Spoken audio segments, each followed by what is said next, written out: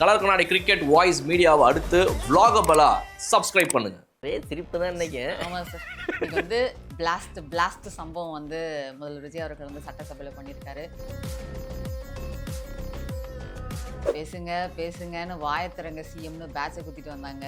இன்னைக்கு முதல்வர் பேசுறாரு, பாதியிலே எந்திரிச்சு போறாங்க சார். இப்பவும் சொல்றேன், மக்கள் பணத்திலிருந்து ஒரு பைசா கூட தொடமாட்டோம், தொடவும் விடமாட்டோம், தொட்டா விடமாட்டோம், இதுக்கு முன்னாடி தொட்டவங்களையும் விடமாட்டோம். ஒவ்வொரு ஊழலா வெளியில வரும் போலயே, ஒவ்வொரு வேஷமா கலைஞ்சிரும் போலயே இங்க இருக்கிற நிறைய பேர் நடுங்கி போய் இதுல நம்ம மேல அவதூறு வேற. 2021 உங்க ஆட்சி காலத்துல தானே வந்துட்டு கொரோனா காலத்துக்கு அப்புறமா தானே பெருசா இந்த கஞ்சா புழக்கன்றது நம்ம தமிழ்நாட்டிலையும் இந்தியாலையும் அதிகமா புழங்கிக்கிட்டு இருக்கு. அதுக்கு இந்த ஸ்டேட்ல ஆட்சியில இருந்து நீங்க 5 வருஷத்துல என்னத்தை கிழிச்சீங்க அப்படின்னு உங்களை ஒருத்தர் உள்ள வச்சு கிழிச்சாரு. அந்த கிழி பத்தலன்னு இவர் வெளியே வந்து பிரசிக்கிட்ட என்னத்தை கிழிச்சாங்க இவங்க இந்த ஆட்சியில அப்படின்னு. ஐயா, உங்களை போட்டு ஒருத்தர் கிழிச்சிட்டு இருக்கிறாரு, அங்க உங்களுக்கு பதில் சொல்ல முடியல. பொறுமையா இருந்து நின்று அது மொத்தத்தையும் ஃபேஸ் பண்ணி தைரியமா அங்க உக்காந்து அதுக்கப்புறம் உங்களுக்கு வாய்ப்பு கிடைக்கும் போது பதில் பேசியிருந்தீங்கன்னா நீங்க 75 வருஷம் அரசியல் பண்ண ஒரு பெரிய கட்சி, மாபெரும் மேதைகள் இருக்கிற கட்சின்னு ஒத்துக்கலாம். சோஃபா மாடல்ன்றாங்க, அது என்னன்னு எனக்கு புரிஞ்சுக்கிறதுக்கே கொஞ்ச நாள் ஆச்சு. அப்புறம் தான் புரிஞ்சுக்கிட்டேன். இந்த சோஃபா, இது சேரு, டேபிள், டீப்பாய், இந்த பிசினஸ் எல்லாம் பண்ணணும் அப்படின்னா சட்டசபைக்கு வெளியே பண்ணுங்க. சும்மா இந்த டைம் வேஸ்ட் பண்ற மாதிரி அவதூறு பரப்புற மாதிரி பேச்சுக்களை மட்டும் பேசுறதா இருந்துச்சு அப்படின்னா அதுக்கு எங்களுக்கும் அந்த மாதிரி பேச தெரியும்னு சொல்லி அதுக்கு தான் ஒரு சாம்பிளா வந்துட்டு அப்பாவை காண கதையை வேற ஒன்று போட்டு விட்டேன். உங்க அப்பா இங்கதான் இருப்பாருன்னு சொன்னாங்க, அதான் தேடிக்கிட்டு இருக்கேன். எங்க உங்க அப்பாவையே காணோம்? ஏங்க செலக்டிவ் ரிப்ளை மட்டும் கொடுக்குறீங்க? நீங்க பதில் பேச தெரிஞ்ச தைரியமான, நீங்க 75 வருஷம் பவள விழா கொண்டாடின கட்சி அப்படின்னா ரொம்ப தைரியமா எல்லாத்துக்கும் பதில் பேசுங்க. ஏன் எந்திரிச்சு ஓடுறீங்க? நீங்க பேச சோஃபா மாடலுக்கு உட்கார்ந்தது சின்ன கட்சின்னு சொல்லக்கூடிய 2.5 வருஷம் கட்சியாக கூடியவங்க 30-40 வயசுல இருக்கிற அந்த பசங்க உட்காந்து உங்களுக்கு பதில் பேசுறாங்க. உங்களுக்கு எந்திரிச்சு உட்காந்து கேட்க கூட முடியல. அதை எப்படி ஓடுறீங்க நீங்க? அப்ப என்ன பெரிய 75 வருஷம் கட்சி? இந்த இதெல்லாத்தையுமே விட நான் ரொம்ப முக்கியமா திமுகவுக்கு சொல்ற ஒரு முக்கியமான விஷயம், நம்ம எல்லாரும் சொல்ல வேண்டிய விஷயம் என்னன்னா, தயவு செய்து ப்ளீஸ் பிஹேவ் யுவர் செல்ஃப். ஏன் அப்படின்னா மக்கள் பார்த்துட்டு இருக்காங்க.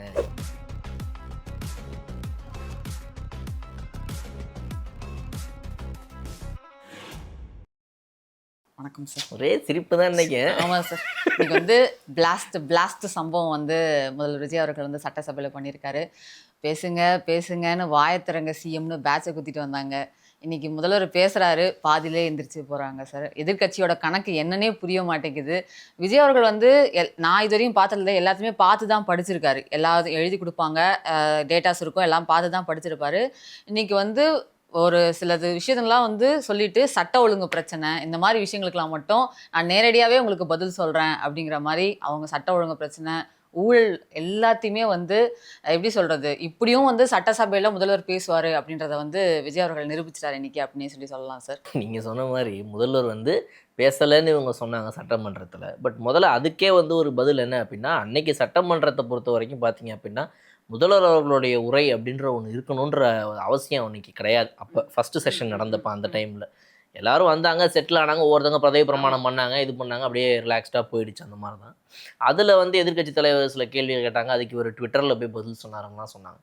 பட் ஹேவிங் செட் தட், அதுவே இருந்தாலும் கூட இன்னைக்கு வந்துட்டு நடந்திருக்கிற ஒரு விஷயன்றது பார்த்திங்கன்னா, தமிழ்நாடுடைய சட்டமன்ற வரலாறுலேயே ஒரு எதிர்க்கட்சியை ஒரு சிஎம் பொறுப்பேற்றதுக்கு அப்புறமா அவருடைய முதல்வரின் முதல் உரையிலேயே எதிர்கட்சியில் 59 எம்எல்ஏவையும் ஓட விட்டது. அதாவது எதிர்கட்சியில் இருக்கக்கூடிய திமுகவின் மொத்த 59 எம்எல்ஏவையும் டாடா பை பை சொல்லி அனுப்ப வச்ச ஒரு முக்கியமான ஒரு லேண்ட்மார்க் இது ஒன்று. இதில் இந்த வெளிநடப்பு செய்கிற அரசியல்ன்றது வந்து இவங்களுக்கு ஏற்கனவே ரொம்ப பழகினது தான், தெரிஞ்சது தான், ரொம்ப கைக்கு வந்த விஷயம்தான். ரொம்ப ஓவராக பேசுகிறாங்க, உண்மையெல்லாம் வெளியே வருது அப்படின்னா டக்குன்னு அந்த இடத்துல என்ன பண்ணுறதுன்னு தெரியாமல் ஒன்று அசிங்கமாக கெட்ட வார்த்தையில் பேசுவாங்க, இல்லை உரிமையில் பேசுவாங்க. இன்னைக்கு அந்த விஷயங்களையும் பண்ணாங்க. உரிமையில் பேசினது, கையை நீட்டினது, ஒருத்தர் இப்படின்னு சொன்னதெல்லாம் வந்துச்சு.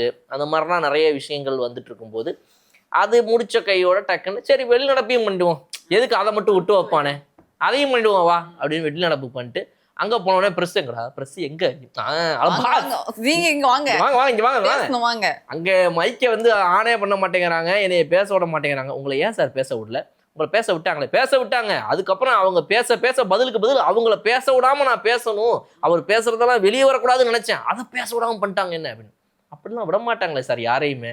அதைத்தான் கேட்டேன், என்னை விடுவாங்கன்னு ஸ்பெஷல் பர்மிஷனில் விட மாட்டேன்ட்டாங்க அப்படின்னு சொல்லி வெளியே போய் நின்று பர்சனலான விஷயங்களெல்லாம் பேச ஆரம்பிச்சு முதல்வர் அவர்களுடைய, ஏன்னா இப்போ இந்த இடத்துல பாருங்க பதில் இல்லை, எதுவுமே பண்ண முடியாது. இப்ப பர்சனலா அட்டாக் பண்ணோம் ஏதாவது அப்படின்றதால அந்த விஷயத்தை அவங்களுக்கு தெரிஞ்ச அரசியல் ஆச்சு அது.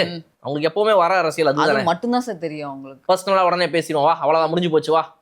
ஸோ இந்த இதெல்லாத்தையுமே விட நான் ரொம்ப முக்கியமாக திமுகவுக்கு சொல்கிற ஒரு முக்கியமான விஷயம், நம்ம எல்லாரும் சொல்ல வேண்டிய விஷயம் என்னன்னா, தயவு செய்து ப்ளீஸ் பிஹேவ் யுவர் செல்ஃப். ஏன் அப்படின்னா மக்கள் பார்த்துட்டு இருக்காங்க. இதுக்கு முன்னாடி சட்டசபையில் என்ன நடந்துச்சு லைவ்லங்கிறத யாரும் பெருசாக பார்க்க மாட்டாங்க. நம்ம அப்பாங்களும் தாத்தாங்களும் உட்காந்து பார்த்துட்டு இருப்பாங்க. நம்மளாம் அப்படியே தாண்டி போயிட்டு இது வேற எதையாவது போட்டு உட்காந்து பேசிட்டு இருப்பாங்க, இந்த வெள்ளை சட்டையும் பேண்ட்டையும் மாட்டி யாராவது பேசிட்டு இருப்பாங்க, போர் அடிக்கும் போயிடுவோம். அந்த வெள்ளை வேட்டி சட்டையை பார்த்தாலே ஒரு அவர்ஷனில் இருந்த மக்கள் இன்னைக்கு திங்கக்கிழமை செவ்வாய்க்கிழமை உட்காந்து வேலைக்கு ஆஃபீஸ் போகிறவங்க வழியிலையும் சரி, ஆஃபீஸில் உட்காந்தவங்களும் சரி, வீட்டில் வந்து 1 hour பர்மிஷன் போட்டு உட்காந்து இதையே பார்க்குறவங்கலேருந்து ஆரம்பித்து எவ்ரிபடி இஸ் வாட்சிங். ஸோ நீங்கள் பண்ணுற ஒவ்வொன்றும் உங்களுக்கு இன்னும் மைனஸில் தான் போகும். ஏற்கனவே நீங்கள் 0ல் இருக்கீங்க, இப்போ உங்களை மைனஸ்க்கு இழுத்துட்டு போகிறதுக்கான வேலைகளை திமுக பண்ணுது. But they will not stop. அவங்க நிறுத்தவே மாட்டாங்க, இதை தான் பண்ணுவாங்க. ஏன்னா அவங்களுக்கு அவங்களுடைய இத்தனை வருஷம் அரசியலை அந்த சாம்ராஜ்யத்தை உடச்சி ஒரு கட்சி இன்னைக்கு வந்து வெளிப்படையாக எல்லாத்தையும் பேசுதேன்ற அந்த ஒரு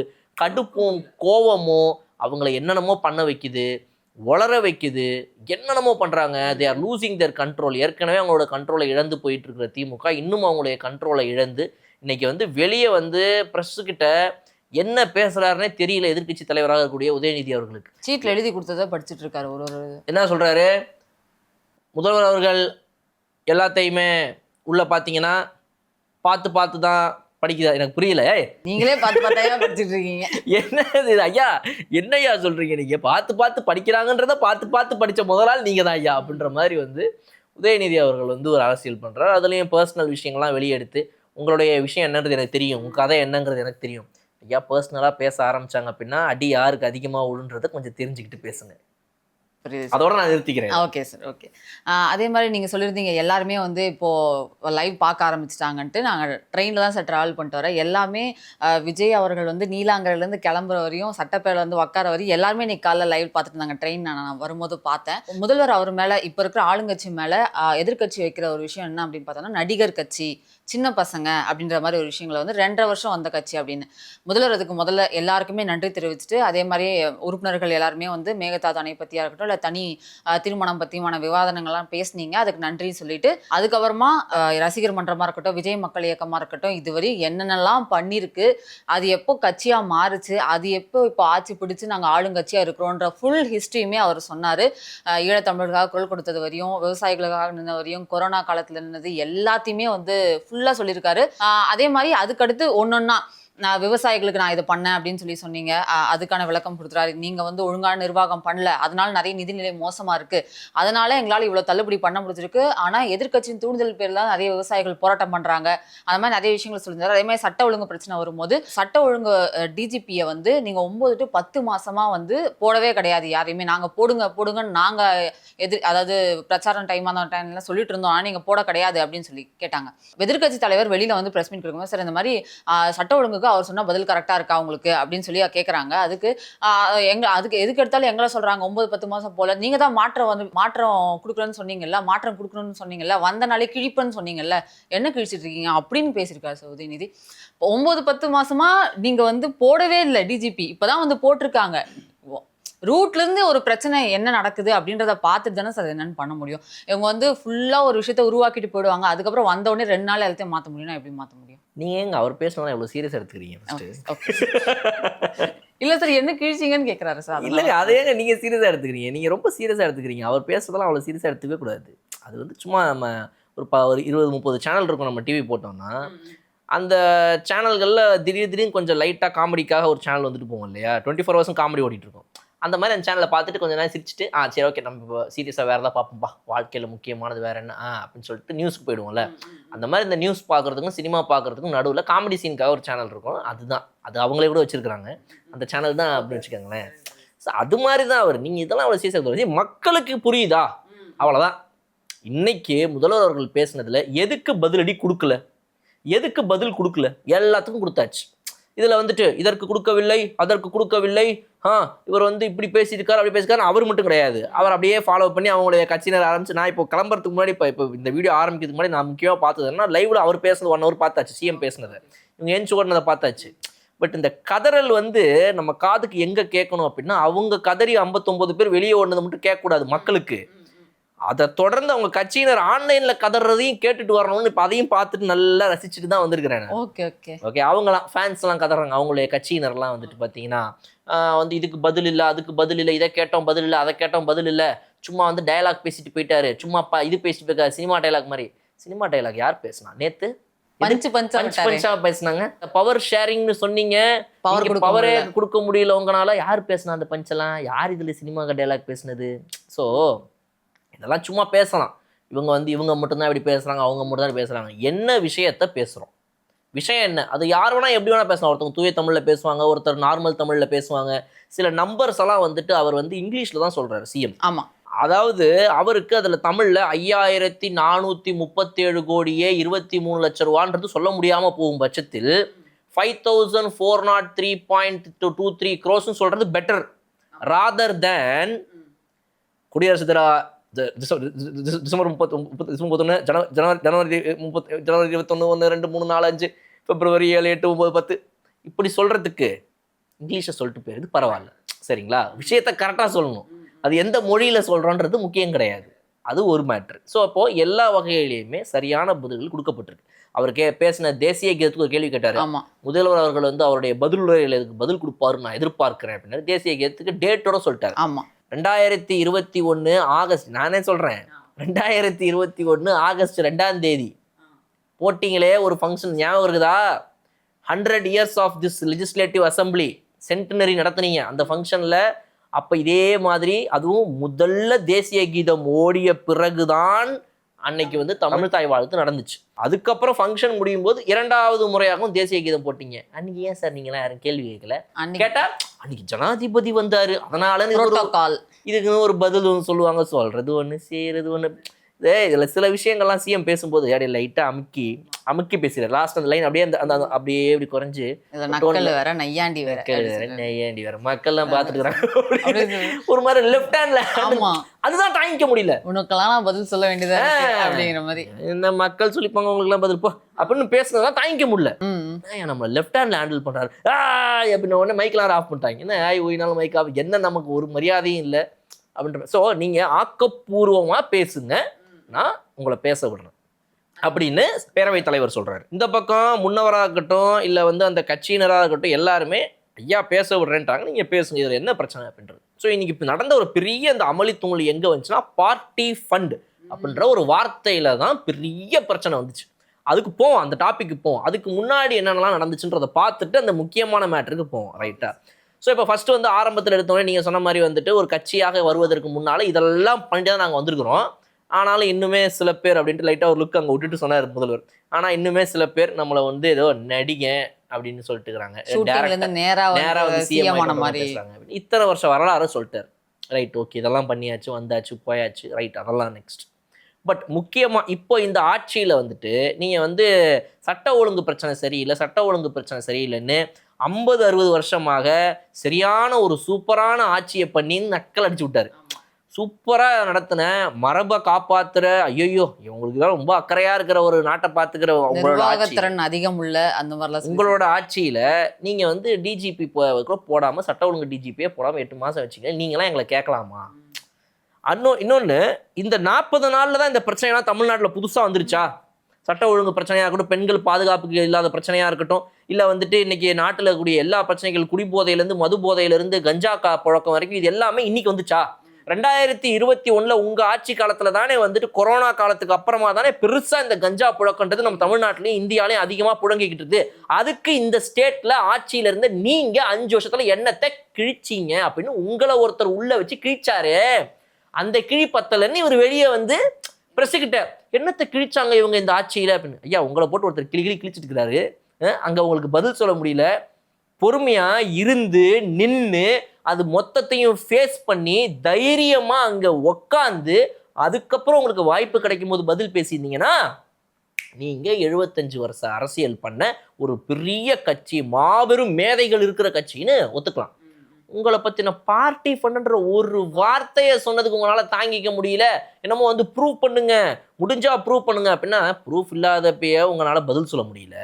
இத்தனை நாளாக இதை பற்றி இவ்வளோ பேர் பேசிட்டு இருக்காங்க நியூஸில். எங்கேயாவது ஒரு முறை யாராவது ஒருத்தவங்க உங்கள் கட்சியிலேருந்து வந்து ஒரு ப்ரெஸ்ஸை சந்திச்சு நாங்கள் பார்ட்டி ஃபண்டு ஒன்று வாங்கவே இல்லை, இவங்கெல்லாம் போய் சொல்கிறாங்க, அன்னைக்கே பேசியிருக்க வேண்டியதானங்க. நீங்கள் ஏங்க இத்தனை நாளாக பேசலை? இப்போ வந்து என்னமோ திடீர்னு வந்து பார்ட்டி ஃபண்டுன்ற வார்த்தையே இன்னைக்கு சட்டசபையில் தான் முதல் முறையாக சொல்கிற மாதிரி உங்ககிட்ட ஒப்பந்ததாரர்களாக இருந்தவங்கலேருந்து ஆரம்பித்து யார் யாரெல்லாம் நீங்கள் கான்ட்ராக்ட் கொடுத்தீங்களோ அத்தனை பேரும் உங்களுக்கு இந்த அரசுக்காக 5 வருஷம் உழைச்சவங்க வந்து மைக்கில் சொல்கிறாங்க. அவங்க போய் சொல்கிறாங்களா? அது வேணாமா உங்களுக்கு ப்ரூஃப்? அதை விட உங்களுக்கு ஒரு ப்ரூஃப் வேணும். எல்லாரையும் பேசி வச்சு கூப்பிட்டு வந்து பேச வச்சுருக்காங்களா நியூஸில்?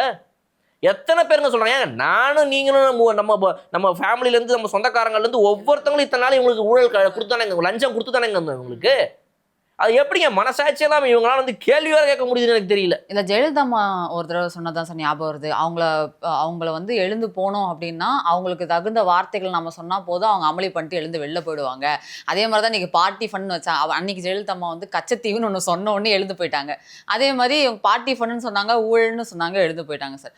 அதே மாதிரி நிர்வாகத்திறனை பத்தி கேள்வி கேட்குறாங்க அப்படிங்கிற மாதிரி, எங்களோட நிர்வாகத்திறனை பத்தி கேள்வி கேட்கறதுலாம் உங்களுக்கு கிடையாது.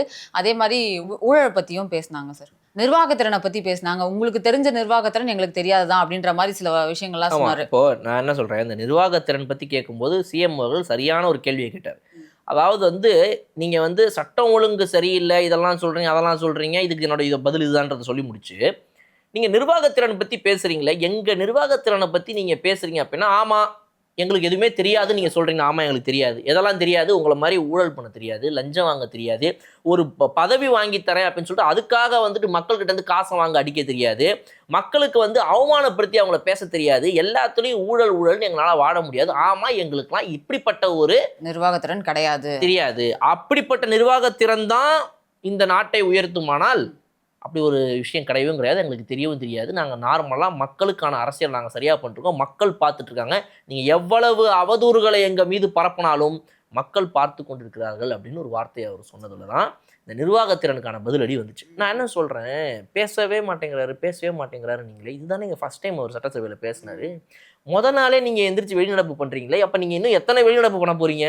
அதே மாதிரி ஒரு விஷயம் சொல்லியிருந்தாரு சார், மக்களோட பைசாவை தொட வேண்டிய அவசியம் கிடையாது, தொடவும் மாட்டோம், தொடவங்களும் விட மாட்டோம், தொட்டவங்களையும் விட மாட்டோம் அப்படின்னு சொன்னாங்க சார். அந்த ஃப்ரேமில் வந்து முதல்வர் பேசுகிறாரு, பின்னாடி எம்எல்ஏ சபரிநாதன் உட்காந்துட்டாங்க, குறிப்பிட்ட எம்எல்ஏலாம் உட்காந்து அவங்க வந்து அந்த பூரிப்புல கத்துறாங்க, அப்படியே தட்டுறாங்க சார். ஒருத்தர் பார்க்கவே அப்படியே நரம்பு பிடிக்கிற மோட்டிவேஷன் ஸ்பீச். அது ஏன் தெரியுமா உங்களுக்கு அப்படி வந்துச்சு? எனக்கு ஏன் தெரியுமா வந்துச்சு? இது இந்த வீடியோவை பார்த்துட்டு இருந்த எல்லாருக்குமே ஏன் தெரியுமா அந்த மாதிரி ஃபீல் ஆச்சு? இவங்க இன்னைக்கு பேசின ஒவ்வொரு வார்த்தையும், முதல்வர் அவர்கள் கேட்ட ஒவ்வொரு கேள்வியும், சொன்ன ஒவ்வொரு சொல்லும் நம்ம எல்லாரும் இத்தனை நாளாக பேசணும், இவங்களெல்லாம் பார்த்து நாக்க பிடுங்கிக்கிற மாதிரி கேட்கணும். எங்களுடைய பணத்தை இப்படி சுரண்டி தின்றீங்களே இத்தனை வருஷமா, நான் பிறந்ததுலேருந்து இந்த நாட்டில் வரி கட்டுறதை தாண்டி உங்களுக்கு கப்பம் கட்டுறது தான் அதிகம், உங்ககிட்ட நான் தேவையில்லாமல் வந்து கொடுக்குற லஞ்சம் தான் அதிகம், இப்படி இந்த ஊழல்லையும் லஞ்சத்துலையும் இந்த நாட்டை கெடுத்து வச்சிருக்கீங்களே, ஏன் இப்படி பண்ணுறீங்கன்னு கேட்க வேண்டிய கேள்வி நம்ம மனசுக்குள்ளே 1000 இருக்குது இன்னுமே. ஆனால் அந்த கேள்வியை நம்ம யாருனாலும் கேட்க முடியல இத்தனை வருஷமா. ஏன் அப்படின்னா இவங்க மாதிரி அவங்க மாதிரி இவங்க 2 பேரும் இதை தான் பண்ணுறாங்க. நம்ம ஒருத்தங்கிட்ட போய் இதை கேள்வியை கேட்டால் இவன் அவன்கிட்ட கோத்துடுவான், அவன் இவன்கிட்ட கோத்துடுவான், கடைசி வரைக்கும் நம்மளை வந்து வச்சு செஞ்சிருவானுங்களே தவிர நமக்கான நியாயம் கிடைக்கவே கிடைக்காதுன்னு பயத்தில் இருந்த அந்த மக்கள் இத்தனை நாளாக கேட்க முடியாத அவ்வளவு கேள்விகளையும் பீப்புள்ஸ் ரெப்ரசன்டேட்டிவாக இந்த மக்களின் குரலாக அங்கே போய் அவங்களின் பிரதிநிதியாக இன்றைய முதல்வர் அவர்கள் கேள்வி கேட்குறாங்க. அதை இவங்களால பொறுத்துக்க முடியல. இதில் முக்கியமான விஷயம், இதுக்கு முன்னாடி திமுக இங்கே, அதிமுக அங்கே, அதிமுக அங்கே, திமுக இங்கே, இப்படி இருந்துச்சு. இதில் முக்கியமான விஷயங்கள் காமனாக 2 பேர் என்னெல்லாம் பண்ணுறாங்களோ, இந்த பார்ட்டி ஃபண்ட்லேருந்து ஆரம்பித்து 25 வருஷமாக நடந்த எல்லா விஷயங்கள்லையும் இவங்க அவங்கள கேட்க மாட்டாங்க, இவங்க கேட்க மாட்டாங்க. சும்மா பாத்தீங்களா தானே அதை பாத்தீங்களா ஒரு டெம்ப்ளேட் அரசியலை மட்டும் பண்ணிருந்தாங்க. இதுதான் முதல் முறையாக திமுக அதிமுக 2 பேரும் எதிர்கட்சியில உட்காந்துருக்காங்க. இவங்க 2 பேரும் இத்தனை வருஷம் பண்ண அரசியலை கேள்வி கேட்கறதுக்கு முதல் முறையாக ஒரு கட்சி இன்னைக்கு ஆளுங்கட்சியா வந்து உட்காந்து வச்சு செய்யுது. இவங்கள சொல்றதுக்கு பதில் இல்லை. அதுக்கு தான் இந்த வெளிநடப்பு. முதல்வர் அவர்கள் சொன்ன குட்டி ஸ்டோரி இல்லை சார், அதுதான் வந்து எல்லாராலையும் பாராட்டப்பட்டது. அதுதான் இப்போ வைரல் ஆகிட்டு இருக்கு சொல்ல போனா. அதுக்கு வந்து இபிஎஸ்ஏ பயங்கரமா சிரிச்சாரு சார். அப்புறம் இந்த பக்கம் வன்னியரசு தான் நோட் பண்ணோம், நல்லா அவர் பயங்கரமா சிரிச்சார் அந்த குட்டி ஸ்டோரி. இல்லை அது ஏன்னாங்க இவங்க இதுக்கு முன்னாடி அடிக்கிற மாதிரி அடிக்கிற ஒரு அரசியல் பண்ணிட்டு இருந்தாங்களே. இவங்க அடிக்கிற மாதிரி அடிப்பாங்க, அவங்களும் பதிலுக்கு அவங்க ஆட்சிக்கு வந்தப்போ அவங்க அடிக்கிற மாதிரி அடிப்பாங்க. எதையுமே முக்கியமான விஷயத்தை அடிக்கவே மாட்டாங்க. ஏன்னா முக்கியமான விஷயத்தை 2 பேரும் பண்றாங்க. அப்போ இதை யாராவது ஒருத்தங்களாவது இத்தனை நாளாக கேள்வி கேட்டுருந்துருக்கணும்ல. இன்னைக்கு நடந்த இந்த சட்டசபையில் நடந்த இந்த முதல்வரின் பேச்சு அதுதான். இது வந்து முதல்வர் அவர்கள் பேசின பேச்சு கிடையாது. அவருக்கு யாரோ ஒருத்தவங்க எழுதி கொடுத்துருக்காங்க. ஆமாம், எழுதி கொடுத்தது யாருன்னா நீங்களும் நானும் இந்த கோடிக்கணக்கான மக்களும். நம்ம எழுதி கொடுத்த ஒவ்வொரு வார்த்தையும் தான் இன்னைக்கு அவர் போய் பேசி தராங்க. நம்ம எல்லாருடைய மனசுலையுமே இந்த இரு மாபெரும் கட்சிகளை கேட்க வேண்டிய கேள்விகள் நம்ம மனசுக்குள்ள இருந்து எல்லாத்தையும் கேட்டார், ஒன்று விடாம. அதில் மிக முக்கியமானது இந்த சட்டசபையில், இந்த மாண்புக்குரிய மிகப்பெரிய சட்டமன்றத்தில் 100 வருஷங்களை தாண்டி நடந்துருக்க இந்த சட்டமன்றத்தில் இதுதான் முதல் முறையாக இந்த ஊழலையும் லஞ்சத்தையும் இவ்வளவு தைரியமாக ஒருத்தங்கனால பேச முடியுது. பேசியிருப்பாங்க எப்படின்னா, இவங்க பண்ண ஊழல் அவங்களும், அவங்க பண்ண ஊழலை இன்னும் பேசியிருப்பாங்க. 2 பேர் பண்ண ஊழலையும் ஒரு கட்சி பேசுது, அதுவும் தைரியமாக பேசுது. ஏன்னா இந்த கட்சி இன்னும் அதெல்லாம் பண்ணலை அப்படின்ற தைரியத்தில் பேசுகிறனால் இதை அவங்களால ஏற்றுக்க முடியல. வெளிநடப்பு செய்கிறாங்க. பேசல நீங்க முதல் தடவை பேசினப்ப வெளிநடப்பு செய்றீங்க. இப்போ அடுத்தடுத்துலாம் நடந்தா என்ன பண்ணுவீங்க நீங்க? ஆப்சென்ட் ஆயிடுவாங்கன்னு நினைக்கிறேன். இதுல வந்து முதல்வர் அவர்கள் ரொம்ப அந்த பார்ட்டி ஃபண்ட் மேட்டருக்கு வரேன். முதல்வர் அவர்கள் ரொம்ப பொறுமையா சாதாரணமா எப்பவும் பேசுற மாதிரி பேசிட்டு இருந்தாரு. இதில் வந்துட்டு அது என்னப்பா அது அப்படின்னு சொல்லி கேட்டார் இவர் டாஸ்மாக் மினிஸ்டர் அவர்களை பார்த்து. அவர் உடனே விக்னேஷ் அவர்கள் வந்துட்டு இந்த மாதிரி எடுத்து சொன்னோடனே அதான் இந்த பார்ட்டி ஃபண்டு, கட்சி நிதி வாங்கிக்கிட்டு இப்படி வந்துட்டு மக்களோட பணத்தை சுரண்டிட்டு உடனே கத்த ஆரம்பிச்சிட்டாங்க. எந்த பார்ட்டினே சொல்லலைன்னு ஆதவர்ஜனா கூட சொன்னார். இப்போ அவங்க கத்த ஆரம்பித்த உடனே இப்போ இந்த இடத்துல தான் ஒரு பெரிய பிரேக் கிரியேட் ஆகுது. பேசவே விடலை, எந்திரிச்சு நின்ட்டாங்க. இவ்வளோ பேர் எந்திரிச்சு நிற்கிறாங்க. எதிர்கட்சி தலைவரும் கூட சேர்ந்து எந்திரிச்சு நிற்கிறாரு. அவங்க கட்சி திமுக ஃபுல்லாக எந்திரிச்சு நிற்கிது. அதிமுக இந்த மேட்டரில் வந்து பெருசாக தலையிடவே இல்லை. திமுக மொத்தமாக எந்திரிச்சு நின்றுச்சு. பேசணும் எங்களுக்கு வாய்ப்பு கொடுங்கன்றாங்க. இப்போ இதில் வந்து மக்கள் நிறைய பேருக்கு இதுலேயும் ஒரு டவுட் இருக்கலாம். ஏன் பேச விடலை, அவங்க ஏன் பேசியிருக்க கூடாதா, என்ன ஏதுன்னு. இப்போ இதில் என்ன மாதிரி ஒரு இதை கடைப்பிடிக்கிறாங்க இவங்க அப்படின்னா, ஒரு முதல்வர் அவர்கள் பேசுகிறதோ எதிர்கட்சி தலைவர் அவர்கள் பேசுகிறதோ ஃபுல்லுத்தையும் பேசி முடிச்சதுக்கு அப்புறமா அதுக்கு பதிலுக்கு இங்கே அங்கன்னு சொல்லி பேசுவாங்க. நேற்று உதயநிதி அவர்கள் பேசும்போதும் கூட அவர் வந்து ஒரு இடம் வரைக்கும் பேசி இதெல்லாம் பேசிட்டு இதுக்கெல்லாம் பதில் சொன்னால் நல்லா இருக்கும் அப்படின்னு சொல்லிட்டு உட்காந்துடுறாரு. அவர் உட்கார்ந்ததுக்கு பிறகு இவங்க சைட்லேருந்து அதுக்கு ஒரு பதில் சொல்ல ஆரம்பிக்கிறாங்க. இந்த பதிலை சொன்னதுக்கப்புறம் அந்த இதுக்கு பதில் வந்து அங்கே முன்னாள் அமைச்சர்களாக இருந்தவங்க எழுந்து பதில் சொல்கிறாங்க. அந்த பதிலுக்கு அப்புறமா திரும்பவும் இங்கே ஒன்று பேசுகிறாங்க. அப்புறம் உதயநிதி அவர்கள் எதிர்த்து சரி அதெல்லாம் ரைட்டு, இந்த ஒரு கேள்வி கேட்டால் அதுக்கு ஒரு பதில் சொல்லிட்டா நல்லா இருக்கும் அப்படின்னு ஒரு ஆட் ஆன் பாயிண்ட்ஸ் தான் பேசினார். உதயநிதிக்கான குற்றச்சாட்டுகளை வச்சா அதெல்லாம் வந்துட்டு அவருடைய முற்றிலுமான அவருடைய உரை முடிந்ததுக்கு பிறகு எல்லாரும் ரிவர்ட்டல் பேசி முடிச்சதுக்கு அப்புறமா திரும்பவும் அதில் ஒரு ஆட் ஆன் பாயிண்ட் மறுபடியும் பேசுறாரு. இப்படிதான் போச்சே தவிர அவரை குறுக்க நிறுத்தி அவர் பேசிட்டு இருக்கும்போது இதுக்கு நாங்கள் பதில் சொல்றோம்னு எந்த ஒரு அமைச்சரும் எந்திரிச்சு பேசுறதுக்கான அனுமதியை அவைத்தலைவர் அவர்கள் கொடுக்கல. இது மிக முக்கியமான விஷயம். அதை இவங்க வந்து அதை கூட கவனிக்காம நாங்கள் பேசும்போது நீங்கள் பேசல, நீங்கள் பேசணும் நாங்கள் பேசக்கூடாதா ஒன்று எந்திரிச்சுன்னு அந்த கற்றுறாங்க.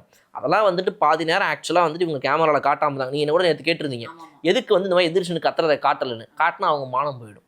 அப்படி ஒரு தடவை 2 தடவை காட்டினதில் தான் பார்த்தீங்க அப்படின்னா ஒருத்தர் இப்படி கையை நீட்டி இப்படி பேசிகிட்டு இருந்தார் இப்படின்னாரு. சேகர் பாபு அவர்கள் வந்து நோட் பண்ணுறாரு. இந்த இதிலலாம் பார்த்தீங்க அப்படின்னா ஏதாவது ஒரு ஆப்போசிட் கேங் வார் நடக்குது அப்படின்னா ஒருத்தர் வந்து நோட் பண்ணிட்டே இருப்பார். யாரெல்லாம் ஓவராக துள்ளுறாங்கன்னு கவனி அங்கெல்லாம் அப்படின்னு. அந்த மாதிரி எட்டி இப்படி பார்க்குறாரு அவர். இப்படி ஒவ்வொருத்தவங்களும் அப்படி எட்டி பார்க்குறாங்க, வராங்க போகிறாங்க. இப்படியே ஏதோ ஒரு பெரிய ஒரு சண்டை போடுறதுக்கான ஒரு மனநிலையில் ரோட்டில் ஒரு பிரச்சனை நடந்துச்சுன்னா எப்படி இருக்கும் அவங்களுடைய பிஹேவியர், அந்த மாதிரி இருந்துச்சு இன்னைக்கு திமுகவோட அந்த பிஹேவியர். இப்போ அவங்க பதிலுக்கு 2 விஷயங்களை பேசுகிறாங்க. இந்த பிரச்சனை வரும்போது இவங்களுக்கு பேச வாய்ப்பு கொடுக்கலன்னு சபாநாயகர் அவர்கள் சொல்கிறார், அவைத்தலைவர் சொல்கிறாரு. இல்லை நான் உங்களுக்கான வாய்ப்பை கொடுக்க தான் போகிறேன், முதல்வர் அவர்கள் பேசி முடிச்சிடட்டும், முடிச்சதன் பிறகு உங்களுடைய எதிர்க்கட்சி தலைவருக்கு நான் வாய்ப்பு கொடுக்க போகிறேன். எதிர்க்கட்சி தலைவர் எல்லாத்தையுமே பதிலுக்கு பேசலாம், அது அப்படியே போகட்டும், பிரச்சனை கிடையாது. ஆனா அவர் பேசும்போது குறுக்க புகுந்து இப்படி நீங்க வந்து அமளி பண்றது சரி கிடையாது அப்படின்னு சொல்றாரு. கிட்டத்தட்ட 20 சொல்லிட்டாங்க சார். போயிட்டே இருக்குது. இதை பேச எழுந்து ஒரு தடவை சொன்னாங்க, அதுக்கப்புறம் அமைச்சர்கள் எழுந்து ஒரு தடவை சொன்னாங்க. அது 2 முக்கியமான பதில்களை சொன்னாங்க. அவை முன்னவராக இருக்கக்கூடிய திரு செங்கோட்டையன் அவர்கள் என்ன சொல்றாருன்னா, நீங்க ஆட்சியில் இருந்தப்ப 2021 26 அப்ப என்ன சொன்னீங்க, முதல்வர் அவர்கள் பேசுறாரு அப்படின்னா, அன்றைய முதல்வராக உங்களுடைய கட்சி தலைவராக இருந்த மு.க. ஸ்டாலின் அவர்கள் பேசும்போது முதல்வர் முழுசா பேசி முடிச்சிடட்டும், அதுக்கப்புறமா பேசலாம் தானே சொன்னீங்க. இன்னைக்கு அதை நீங்க முதல்ல கடைபிடிக்கணும்னு நான் எதிர்பார்க்கிறேன் அப்படின்னு சொன்னாரு. சபாநாயகர் உடனே நீங்க அந்த மாதிரிலாம் பேச வேண்டாம், முடிஞ்சது முடிஞ்சிருச்சு, இப்போ இருக்கிற இல்ல, என்ன அது வந்து 2வது தடவை பேசும்போது அவர் என்ன சொன்னாருன்னா வந்துட்டு, நீங்க முதல்ல இதெல்லாம் கடைபிடிச்சிருக்கீங்களா, நீங்க வந்து இதெல்லாம் ஃபாலோ பண்ணிருக்கீங்களா, 2வது தடவை திரும்ப எஞ்சி ஒரு தடவை பேசும்போது அது சொன்னாரு. பட் இந்த பாயிண்ட்டை சபாநாயகர் ஏத்துக்கிட்டார். அப்போ நீங்க சொன்னீங்க முதல்வர் முழுசா பேசி முடியணும் உங்களுடைய ஆட்சி காலத்துல, இப்போ நீங்க மட்டும் அதை ஃபாலோ பண்ணாம இருந்தா என்ன கரெக்ட் அப்படின்னு சொல்லி கேட்டிருந்தாரு. 2வது ராஜ்மோகன் அவர்கள் ஒரு விஷயம் சொல்றாரு. அதாவது வந்து உங்களுடைய கட்சியினரை கட்டுப்படுத்த வேண்டிய பொறுப்பு வந்து உங்களுக்கு இருக்குது, அதை வந்து நான் இவங்க மூலமா சொல்லிக்கிறேன், அவைத்தலைவர் அவர்களே, எதிர்க்கட்சி தலைவர் அவர்கள் தான் அவங்களுடைய கட்சியினரை வந்துட்டு கண்ட்ரோல் பண்ணணும் அப்படின்னு சொல்றாரு. ஆதவ அர்ஜுனா அவர்கள் எந்திரிச்சுன்னு சொல்றாரு, இந்த மாதிரி நேற்று நீங்க பேசும்போது நாங்க எங்களுடைய அமைச்சர் யாரோ 1-2 பேர் எந்திரிச்சு நின்றுருப்பாங்க, ஒரு தடவை 2 தடவை, அதை தாண்டி யாரும் வந்து இந்த மாதிரி மொத்தமாக எந்திரிச்சுன்னு உங்களை பேசவே விடாமலாம் பண்ணலை. எதிர்க்கட்சி தலைவர்கள் சொன்னதை முழுசாக கேட்டோம், அதே மாதிரி நீங்களும் எங்கள் முதல்வர் சொல்கிறத கேட்கணும்னு எதிர்பார்க்குறோம் அப்படின்னு சொல்லியிருந்தார். ராஜ்மோகன் அவர்கள் முக்கியமாக ஒரு விஷயத்த சொல்கிறாரு இந்த இடத்துல. அவர் என்ன கேட்குறாருன்னா, அந்த கேள்விக்கு உங்கள்கிட்ட பதில் இல்லை வழக்கம் போல். அவர் கேட்குறாரு, எங்க நீங்கள் கூட தான் வந்து இப்போ நாங்கள் சொன்ன இந்த பார்ட்டி ஃபண்ட்ற வார்த்தை உங்களை வந்து இது பண்ணுது அப்படின்னா, நேற்று நீங்கள் சோஃபா மாடல்னு ஒரு வார்த்தையை சொன்னீங்க, இந்த அவையிலேயே கேள்விப்படாத ஒரு புது விஷயத்தை உள்ளே கொண்டு வரீங்க. அப்போ நீங்கள் சோஃபா மாடல்னு சொல்லும்போது உங்ககிட்ட அதுக்கு என்ன ஆதாரம் இருந்துச்சு? இப்போ எங்ககிட்ட ஆதாரம் கேட்குறீங்க, உங்ககிட்ட அன்றைக்கி என்ன ஆதாரம் இருந்துச்சு நேற்று? இதை நாங்கள் எந்திரிச்சுன்னு ஆதாரம் கொடுத்த பிறகு தான் இந்த வார்த்தையை நீங்கள் பிரயோகிக்க முடியும், நாங்கள் உங்களை நேற்று நிறுத்தணுமா? இல்லையே. அப்போ நீங்கள் மட்டும் ஏன் வந்துட்டு எங்களை இப்போ பேச விடாமல் பண்ணுறீங்க அப்படின்ற ஒரு விஷயத்தையும் கேட்டார். இது எதுக்குமே அவங்கள்ட்ட பதில் ஆச்சா உச்சான அந்த ஒரு மாதிரி ஒரு மாதிரி லோக்கலா இறங்கி நின்று திரும்பி நின்று எதுவுமே சொல்ல சார், கொஞ்சம் உட்காருங்க நான் பேசுறேன் அந்த மாதிரிலாம் எதுவுமே அவர் கண்ட்ரோல்ல எதுவும் பண்ணல. நான் பேசணும் எழுதுனாரு. ஓபிஎஸும் வர அது பக்கத்துலேயே இருந்தாரு சார், அவரும் கை நீட்டி நாங்க பேசணும், நாங்க சரிங்க இவ்வளோத்தையும் வாய்ப்புகள் கேட்டீங்க, கடைசியா ஒரு வழியா வேற வழி இல்லாம போய் தொலைங்க பேசுறது கொடுத்தாச்சு. என்னத்த பேசினார் தெரியுமா எதிர்கட்சி தலைவர்? ஆதாரம் இல்லாம எதுவும் பேசாதீங்க, பார்ட்டி ஃபண்ட்னு எந்த பார்ட்டி சொல்லுங்க, தைரியம் இருந்தா சொல்லுங்க அப்படின்னு சொன்னாரு சார். எதுக்குங்க? அதாவது இந்த வாயை கொடுத்து புண்ணாக்கிக்கிறது எப்படிங்கிறது இந்த திமுக தான் கற்றுக்கணும். அதுவும் இப்போ நடந்துட்டு இருக்கிற இந்த உதயநிதி அவர்களுடைய தலைமையில கூட இந்த சட்டசபை திமுக கிட்ட தான் கற்றுக்கணும் எப்படிலாம் வாய் கொடுத்து மாட்டிக்கலாம். எதையாவது ஒன்று பேசி, அதாவது இவ்வளோ நேரம் வரைக்கும் வந்துட்டு முதல்வர் அவர்கள் சாதாரணமாக அதை பேசிக்கிட்டு இருந்தார்.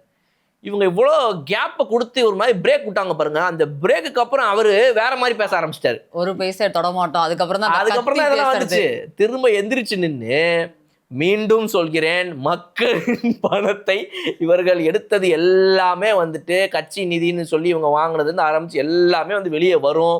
ஓ இப்படியே ரொம்ப கொஞ்சம் பேச இன்னும் நிறைய வெளியே வரும் போல இருக்குதே அப்படின்ற மாதிரி வந்து ரொம்ப போட்டு கலாய்க்க ஆரம்பிச்சதெல்லாம் இதெல்லாம் அதுக்கப்புறம் தான் இவங்க வந்து இந்த பிரேக்கை கிரியேட் பண்ணதுக்கப்புறம் அப்போதான் அவங்க எஞ்சி போகிற அளவுக்கு ஆணுச்சு. திமுக எம்எல்ஏ ஆஸ்டின் கொஞ்சம் முன்னாடி வந்துட்டாரு சார். அவர் அந்த முன்னாடிலாம் வர கல்ச்சர்லாம் வச்சிருப்பாங்கல்ல, அந்த மாதிரி முன்னாடி வர ஆரம்பிச்சிட்டாரு. நீங்கள் போய் உட்காருங்க, நீங்கள் போய் உட்காரணும் 3 வாட்டி சொன்னபடி அவர் போய் திருப்பி உட்காந்தாரு. திருப்பி எல்லாருமே எழுத நின்னாங்க. அப்புறம் முதல்வர் அந்த கத்தி பேசணும்னு எங்க எழுந்து போயிட்டு. ஏங்க உங்களால் இதெல்லாம் கேட்க முடியல, ஏன் கவனிக்க முடியல, ஏன் பேச முடியல? ஏன்னா உங்களுக்கு குத்துது. உங்களுக்கு வந்து நீங்கள் வாங்கின பார்ட்டி ஃபண்டு அப்படின்ற ஒரு விஷயம் உங்களுக்கு வந்து இன்னைக்கு நீங்கள் வந்து இது கேட்குறீங்க, ப்ரூஃப் பண்ணுங்க அப்படின்னு சொல்லி. ப்ரூஃப் காட்டுங்க அப்படின்னு. ஓ இந்த மக்கள் தாங்க உங்களுக்கு ப்ரூஃபு. இந்த மக்கள் ஒவ்வொருத்தவங்களும் சொல்கிறாங்களே, நாங்கள் சொல்கிறோமே ரோட்டில் இறங்கினு சொல்லுவோம். ஆமாம் இந்த இரு மாபெரும் கட்சிகள் இத்தனை வருஷம் எங்ககிட்ட பார்ட்டி ஃபண்டு வாங்கிச்சுன்னு உங்களுடைய அரசு அதிகாரிகள் சொல்கிறாங்க, அவங்க தான் உங்களுடைய ப்ரூஃபு. வாங்கின மக்கள் நாங்கள் சொல்கிறோம் ப்ரூஃபு. உங்ககிட்ட இருக்கிற ஒப்பந்ததாரர்கள்லேருந்து ஆரம்பித்து ஒவ்வொருவருமே வந்து சொல்கிறாங்க, ஆமாம் எங்கள் ஒவ்வொருத்தங்கிட்டே பார்ட்டி ஃபண்டுன்னு சொல்லி இவங்க வாங்கியிருக்கிறாங்க. ஒவ்வொரு அக்ரிமெண்ட்லையும் எங்ககிட்ட சிவில் டிபார்ட்மெண்ட்டாக இருக்கட்டும், பிடபிள்யூடி டிபார்ட்மெண்ட்டாக இருக்கட்டும், ஒரு சின்ன ரெஜிஸ்ட்ரேஷனாக இருக்கட்டும், எல்லாத்துலேயும் பார்ட்டி ஃபண்டுன்ற ஒன்று நடந்திருக்குது. இத்தனை பேர் சொல்கிறாங்க, இதுதான் ப்ரூஃபு, வச்சுக்கோங்க. எவ்வளோ ப்ரூஃப் வேணும் உங்களுக்கு இன்னும்? அப்போது வாயை கொடுத்து தேவையில்லாமல் இன்னும் ப்ரூஃபோட அடி வாங்குறது எப்படின்றத இந்த திமுக நல்லா சூப்பராக சொல்லி கொடுக்குது. அப்படி அவர் பேசிட்டு இருக்கும்போது இன்னும் 2-3 விஷயங்கள் சொன்னார் சார். உங்கள் கூட்டணி கட்சிகளோட தயவால தான் வந்து இப்போ இந்த ஆட்சி நடந்துட்டு இருக்கு அப்படின்னு சொல்லிட்டு, மக்களோட தயவால தான் இந்த ஆட்சி நடந்துகிட்டு இருக்கு. அப்படி நீங்கள் வந்து ஊழல் பண்ணணும் அந்த மாதிரி ஒரு மைண்ட் செட்லேயே இல்லை அப்படின்னா உங்கள் கூட்டணி கட்சிகளுக்கு நீங்கள் அதிகாரத்தில் வாய்ப்பு தர வேண்டியது தானே. எங்களுக்கு அந்த மாதிரி ஒரு நினப்பு ஊழல் நினப்பு இல்லாதனால தான் நாங்கள் எங்கள் கூட்டணி கட்சிகளை மினிஸ்ட்ரியில் உட்கார வச்சிருக்கோம்.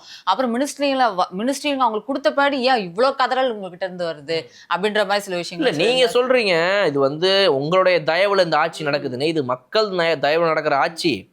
இங்க இருக்கிற கம்யூனிஸ்ட் கட்சியும் மார்க்சிஸ்ட் கட்சியும் அவங்க சொல்றாங்க இது நாங்க சுயேட்சையா எடுத்த முடிவுன்னு. அப்புறம் எப்படி நீங்க சொல்லுவீங்க தரமோ நீங்க அனுப்பிச்சு வச்சதுன்னு. இப்ப இதுக்கு ஒருவேளை திமுக அங்க உள்ள இருந்து பதில் சொல்லி தான் நம்ம சொல்லியிருந்திருக்கோம். திமுகவோடு கூட்டணியில் இருக்கும்போது மார்க்சிஸ்ட் கட்சிக்கும் கம்யூனிஸ்ட் கட்சிக்கும் வந்த ஓட்டுகளில் திமுகவின் ஓட்டும் திமுகவுக்காக அளித்த ஓட்டும் அதிகமாக உள்ளது. அப்போ அந்த ஓட்டை நீங்கள் வந்து போஸ்ட் எலெக்ஷன் நீங்கள் வாங்கிக்கிறீங்களே அப்படின்னு. போஸ்ட் எலெக்ஷனுக்கு அப்புறம் வந்து ஒரு கூட்டணியை வைக்க முடியாதா? ஏன் அப்போ சட்டத்தில் ஒரு இடம் இருக்கு?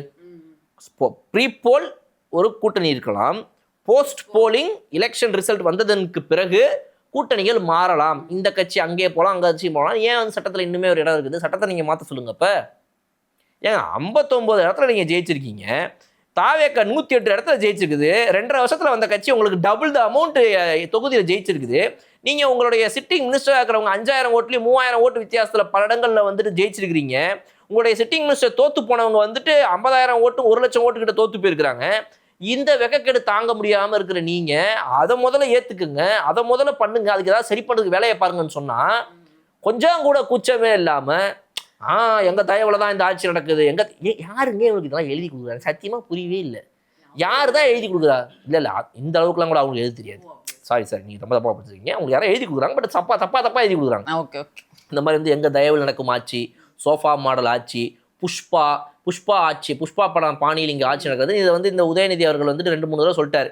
அதுக்கு தான் இன்றைக்கி வச்சு அடிச்சு விட்டார் சிஎம். கடைசியாக இவங்க கிளம்புனதுக்கு அப்புறமா சொன்னார், இப்போ சில பேர் வந்து இங்கே வந்து சினிமா ஆட்சியில் இது மாதிரி அது மாதிரி என்ன சொல்லிக்கிட்டு இருக்கிறாங்க, நான் ஒரு குட்டி கதை சொல்லட்டுமா அப்படின்னு சொல்லி அங்கே தான் வந்தார். சரி, ஒரு குட்டி கதை. ஒரு பெரியவர் ஒருத்தர் இருந்தார், அந்த பெரியவர் வந்து சின்ன பையன்கிட்ட கேட்டார், இங்கே இங்கே அப்பா ஒருத்தர் இருந்தார், எங்கப்பா அந்த அப்பாவை காணோம் அப்படின்னு சொல்லிட்டு அவர் சொல்கிறாரு. இந்த மாதிரி நக்கல் நையாண்டி கேலியோட சம்பந்தம் இல்லாமல் தேவையில்லாத விஷயங்களை எங்களுக்கும் பேச தெரியும் அப்படின்னு சொல்லி. இது எதுக்கு அப்படின்னா, நேற்று இந்த பவர் ஷேரிங்னு பஞ்சு டைலாக் பேசுறதுலேருந்து ஆரம்பிச்சு புஷ்பா மாடலு அப்புறம் சோஃபா மாடலுன்னா இத்தனை நாளாக பேசிட்டு இருந்தது தான் இந்த பதில். இது தேவையா? உங்களுக்கு பஞ்சு எழுதவே வராது, இப்போ நடிக்கவும் வராது உங்களுக்கு, அதனால தான் அந்த தொழிலே விட்டு இந்த பக்கம் வந்து உட்காந்துட்டு இருக்கீங்க. சரி, குடும்ப தொழில் இதை பார்த்துக்கிட்டு போயிடலாம், பொழைச்சிடலான்னு. இங்கே வந்து யாரோ எழுதி கொடுத்த டயலாக தேவையில்லாமல் பேசிட்டு இந்த மாதிரி ஒரு ஆக்ஷன் ஹீரோ கிட்ட அடி வாங்கிட்டு போறீங்களே, இதெல்லாம் உங்களுக்கு தேவையா? அது அப்படியே சைடில் சொல்லியிருந்தாரு, அந்த குட்டி ஸ்டோரி ஸ்டார்ட் பண்ணுறதுக்கு முன்னாடி 5 நிமிஷம் குளத்தூரில் பேசினதுக்கே என்ன ஆச்சுன்னு தெரியும்ல அப்படின்ற ஒரு விஷயத்தையும் இல்லை, அவர் சொல்றாரு 5 நிமிஷம் பேசினதுக்கே குளத்தூர் இந்த நிலைமையில இருக்குது, இதில் வந்து பேசலைன்னு வேற அப்படின்னு சைடில் அந்த முணுமுணுப்பெல்லாம் வந்து பிளாஸ்டாக இருந்துச்சு சார். இல்லை, அப்புறம் தான் நான் சொல்கிறேன், இதெல்லாம் போய் பார்க்குறேன். இப்போ சோஷியல் மீடியாவில் போய் பார்த்தா இந்த திமுக ஊப்பிக்கள்லாம், நம்ம ஏஜில் இருக்கிற ஊப்பிக்கள்லாம் வந்து டிஜிட்டலில் கதறது. இதுக்கு நான் சும்மா இப்போ படிக்கிறேன் பாருங்க, ஏதாவது ஒன்றாவது வந்து நியாயமாக இருக்குதா அப்படின்னு சும்மா நீங்கள் வேணால் சொல்லுங்கள். ஆடியன்ஸ்கிட்டே கேட்கப்படும், ஒன்றும் தப்பு கிடையாது. Questions raised on law and order, farmers loan, sanitary workers issue, power cut issues has not been addressed by the script minister. Instead, he chose to give content for Instagram reels. Chief minister-ஆ cringe minister-ஆ bro நீ அப்படின்னு. Okay, ஒரு mail right. இப்போ இதுக்கு நான் என்ன சொல்கிறேன், லா அண்ட் ஆர்டர் பற்றி கேள்வி கேட்டதுக்கு என்ன பதில் சொன்னார்? அந்த 9 to 10 months நீங்கள் டிஜிபி போடல, இப்போ தான் போட்டிருக்கு, என்னென்ன விடை இது வந்து 1 மாசத்துல வந்த 40 நாள்ல வந்த பிரச்சனையா, இந்த 5 வருஷத்துல நடந்த பிரச்சனையா அப்படின்னு கேட்டார். பிரச்சனை கூட சொல்லலாம் சார். அப்படி இருக்கிற இந்த லா அண்ட் ஆர்டர் பிரச்சனையா இன்னைக்கு 40 நாள்ல வந்து ஒருத்தவங்க தீர்த்து வைக்கணும்னு கேட்குறீங்களே, உங்களுக்குலாம் கொஞ்சமாவது அறிவு இருக்குதா அப்படின்னு இப்போ இந்த மாதிரி போடுற கிரிஞ்சுங்களை பார்த்து நான் கேட்குறேன். அடுத்து ஃபார்மர்ஸ் லோன், விவசாயிகளுடைய கடனை பொறுத்த வரைக்கும் இப்போதைய நிதி நிலைமையை வச்சு இதுக்கு வந்து என்ன கொடுக்க முடியுமோ அதை கொடுத்தாச்சு. 75,000 இருக்கிறவங்களுக்கு என்ன கேம்ப் அப்படின்ற மாதிரி ஒரு கேப் வச்சு 35,000 50,000 ஒரு கணக்கு வச்சிருக்கிறோம். இந்த கணக்குப்படி இப்போ போய் இவங்களுக்கு கொடுத்துருக்குறோம். அதனால வந்து எப்போ ஒரு டைம்ல வந்து நம்மளால அதுக்கு அடுத்தபடியாக கொடுக்க முடியுமோ அப்போ நம்ம இதை வந்து இன்க்ரீஸ் பண்ணிக்கலாம் அப்படின்ற மாதிரி வந்துட்டு ஃபார்மர்ஸ் சொல்லுங்க. 14,43,504 விவசாயிகள் வந்து இதனால பயனடைஞ்சிருக்காங்க. 5,932 கோடி வந்து தள்ளுபடி பண்ணியிருக்காங்க அப்படின்னு ஃபார்மர்ஸ் லோன் பத்தி பதில் சொல்லலையா? அப்போ ரைட். சானிட்டரி ஒர்க்கர்ஸோடைய இஷ்யூ, அதாவது துப்புரவு பணியாளர்களுடைய இஷ்யூ பத்தி, இதை பத்தி யார் பேசினா, என்ன கேள்வி கேட்கப்பட்டுச்சு? அதாவது துப்புரவு பணியாளர்களை பிரைவேட்டைஸ் பண்ணுறதாக முடிவு பண்ணியிருக்கிறீங்களே அப்படின்னு. பிரைவேட்டைஸ் பண்ணுறதை பற்றி யார் முதல்ல கேள்வி கேட்கணும்?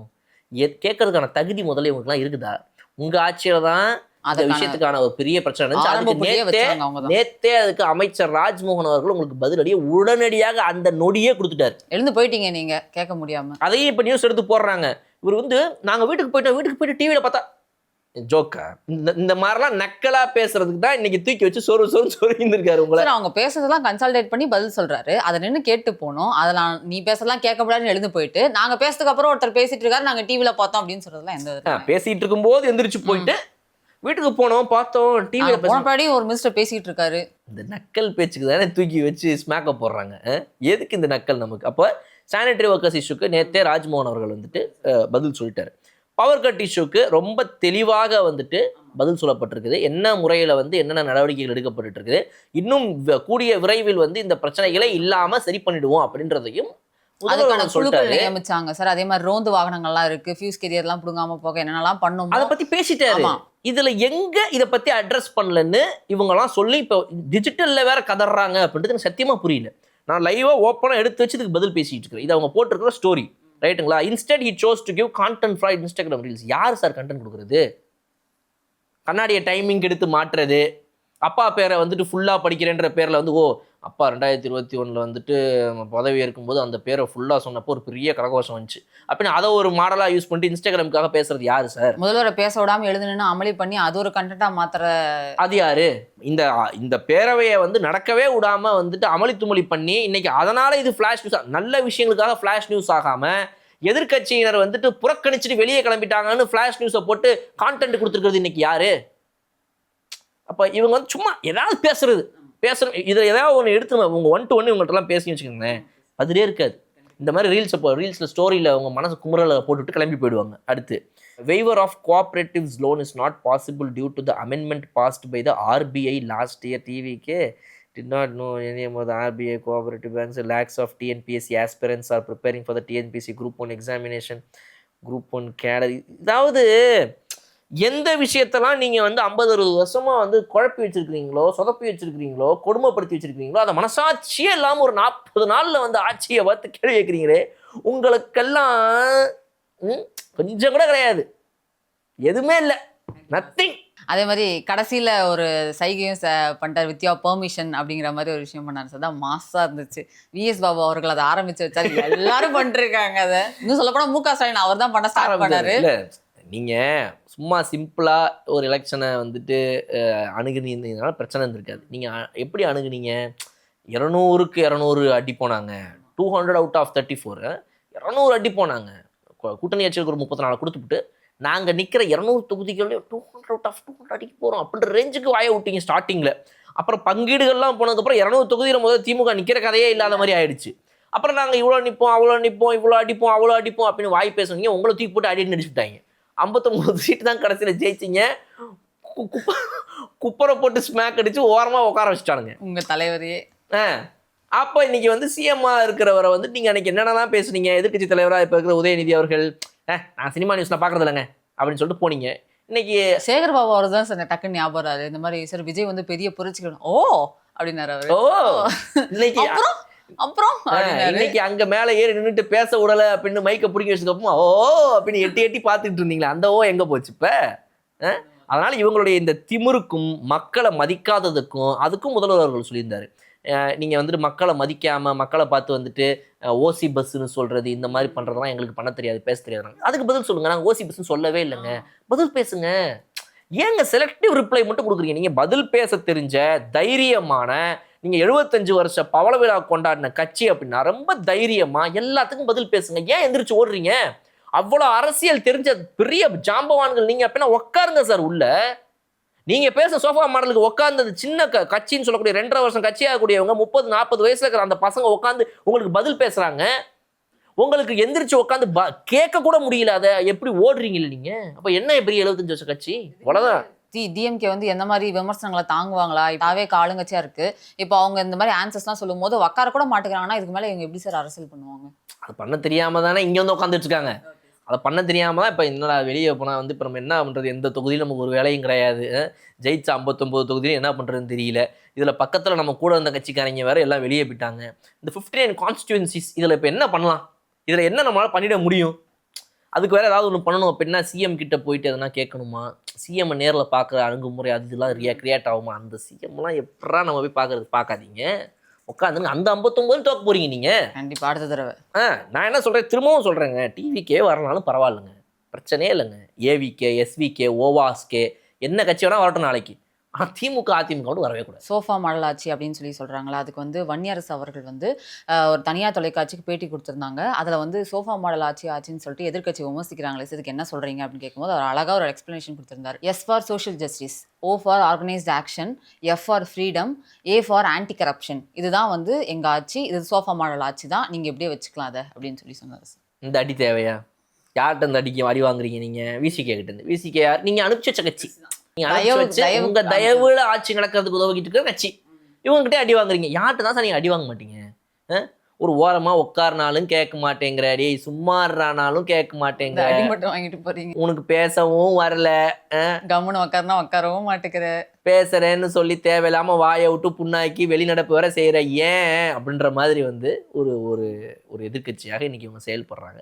இது வந்து திமுகவுக்கு ஒரு பெரிய அவமானம். அதாவது அதிமுக வந்து ஒரு பக்கம் அழிஞ்சுக்கிட்டே போயிட்டு இருக்குதுன்னு பல பேர் பேசிட்டு இருக்கிற நேரத்துல யாரும் கவனிக்காம அழிஞ்சு போயிட்டு இருக்கிற கட்சி எதுனா திமுக. அது ஜென்சி டிஎம்கே இன்னைக்கு ஒரு மீட்டிங் நடத்தட்டும், இல்லை என்ன வேணா மீட்டிங் நடத்தட்டும், ஆல்ஃபா பீட்டா காமா வரைக்கும் போயிட்டாங்க டிவிக்கு. இவங்க இன்னும் பார்த்தா ஜென்சிக்கே மீட்டிங் வைக்கிறாங்க. இவங்க எந்த எலெக்ஷன் 2046 எலெக்ஷன் வருவாங்க போல இருக்குது பீட்டா கிட்ட. அன்னைக்கு பீட்டா 40 வயசு ஆயிடுவான். என்னடா இது எவ்வளோ ஃபாஸ்ட்டாக வளர்றாங்கல்ல, அவங்க ஃபாஸ்ட்டாக வளரல, நீ ரொம்ப ஸ்லோவாக இருக்கிற அப்படின்ற மாதிரி. இந்த ஸ்லோ கட்சி ஸ்லோ திமுக வந்துட்டு இன்னும் எத்தனை வருஷம் சர்வைவ் ஆகுன்றதே ஒரு கொஸ்டின். ஏன்னா நான் மறுபடியும் சொல்கிறேன், லைவ்ல பார்த்துட்டு இருக்காங்க மக்கள். இவங்க இன்னுமே இதில் வந்து எந்திரிச்சு நின்றுட்டு வெளிநடப்பு செய்யறது, கத்துறது, ஒருமையில் பேசுறது, கையை நீட்டுறது, you are setting a very bad example. 2.5 வருஷ கட்சி அவங்க ஆட்சியில் வந்து உட்காந்து எவ்வளோ டீசெண்டாக பிஹேவ் பண்ணுறாங்க.